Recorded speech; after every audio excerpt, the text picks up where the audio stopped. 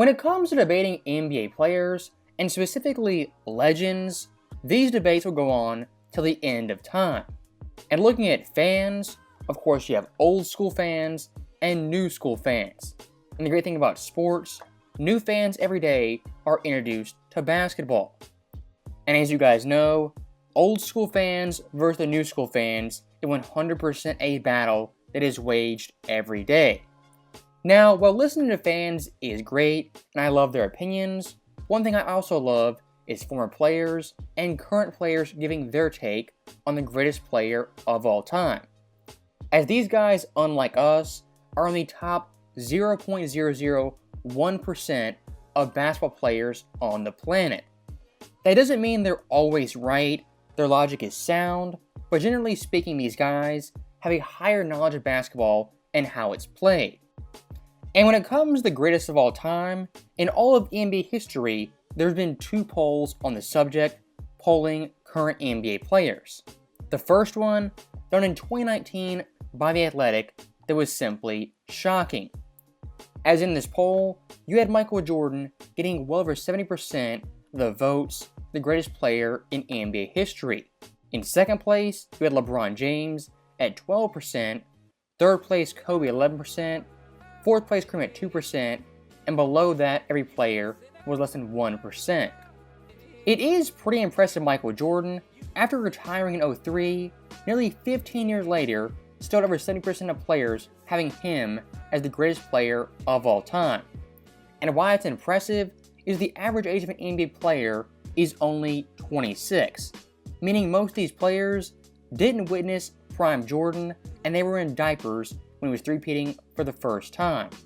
Now, when talking about different eras, Dwayne Wade had a take on the subject I don't agree with.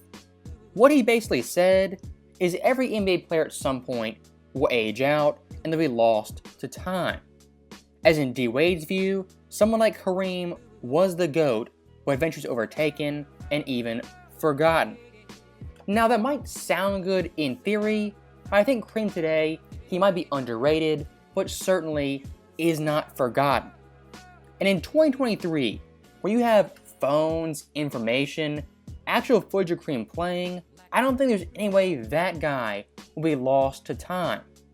And looking at someone like Jordan, who transcended basketball, even sports, I don't think time can erode what he accomplished in his era. As on the court, Jordan's accolades and accomplishments are virtually untouchable. And if you go back and watch the film, much of Jordan's play, his dunks, his mid-range game, still hold up today compared to players 30 years after him. And most importantly for Jordan, when it came to the NBA Finals, where it matters most, he never lost one time. Things like that, having cultural influence, never losing the finals, make Michael Jordan a Mount Rushmore athlete who will never be forgotten. Now, that first poll I showed you guys was from 2019, and in fairness to LeBron James, since that poll, he's added some hardware to his trophy case, winning 1 more championship, 1 more Finals MVP, making 4 more All-Star games, averaging 29 points per game twice, leading the NBA in assists, and most importantly, breaking Kareem's all-time scoring record. Since 2019, when that first poll was done, LeBron James had been simply fantastic as an individual player. And looking at the most recent poll, done in 2023 by the same outlet, it once again was pretty shocking. As at number 1, you had Michael Jordan getting nearly 60% of the vote, LeBron James 33%, Kobe 7%, and the rest votes getting less than 1%. Yes, in some regards LeBron James has quote-unquote closed the gap, but looking at Jordan, still overwhelmingly he's viewed as the greatest of all time by guys who didn't even see him play. And to give some perspective, LeBron James right now is 38 and was born in 1984. 1984 was the year Michael Jordan was drafted. So even LeBron James, one of the oldest players in the NBA, was only 9 or 10 years old when Jordan was three-peating for the first time. Once again, giving perspective to how great Jordan is, that 20 years later, he's still recognized as the greatest of all time by virtually everyone. And looking at Jordan versus LeBron solely, in my humble opinion, it's not an age thing or an era thing of who you think was better or even greater. What it comes down to is what you value as a person. Do you value a guy in Jordan who peaked out averaging 37 points, winning 6 titles in 8 years? Or do you value LeBron James averaging 27, 7, and 7, being highly consistent, and making 10 finals on 3 different teams? To simplify it, Jordan versus LeBron is peak versus longevity. And as you guys can see, LeBron's longevity is impressive, but Mike's peak beats him out virtually every single time. And to contrast that point, if you think the GOAT debate and the Jordan versus LeBron debate is all about era, look at these facts I found. Breaking down the GOAT debate by age, here's what you get. Looking at people in America, 18 to 29, 60% of them have Jordan as the greatest of all time. 30 to 44, once again have Jordan at 74%. 45 to 60 have Jordan at 69%. And 60 plus, the oldest old heads still have Jordan at 54.4% as the NBA's GOAT. That is some pretty shocking results that virtually every age group has Jordan as the majority GOAT, looking at the old heads and the young fans who didn't even see Jordan play. Once again proving Michael Jordan's legacy is virtually untouchable and will live on to the end of time. And to make a larger point, when you have fans of all ages, current players, coaches, retired players, all saying one guy, that being Jordan, is the greatest, that speaks volumes and is highly meaningful. Now, one thing I did see from the NBA media was someone like Nick Wright claiming this poll was proof LeBron James will pass Jordan one day. But once again, I push back on that pretty heavily, as LeBron right now is 38 and looking down the barrel of retirement. What can LeBron James in these last 3, 4, maybe 5 years actually achieve that'll put him ahead of Michael Jordan? The only thing I see happening is maybe, just maybe, winning one more championship. But even then, that's a huge stretch, given LeBron's age and Anthony Davis being injured constantly.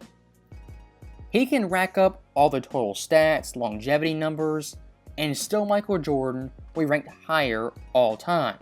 As like I showed you guys, after passing Kareem, current NBA players still have Jordan overwhelmingly as the GOAT.